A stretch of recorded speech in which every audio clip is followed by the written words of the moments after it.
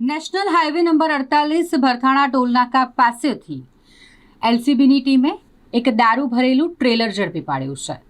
53 લાખથી વધુનો મુદ્દામાલ કબજે કરવામાં આવ્યો છે। એલસીબી પોલીસની ટીમે ભરથાણા ગામની સીમમાં ટોલનાકા પાસેથી એક દારૂ ભરેલ ટ્રેલર ઝડપી પાડ્યું છે।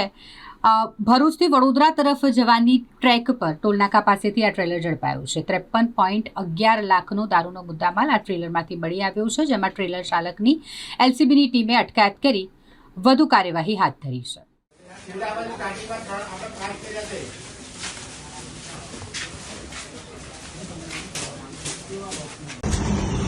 जी सर।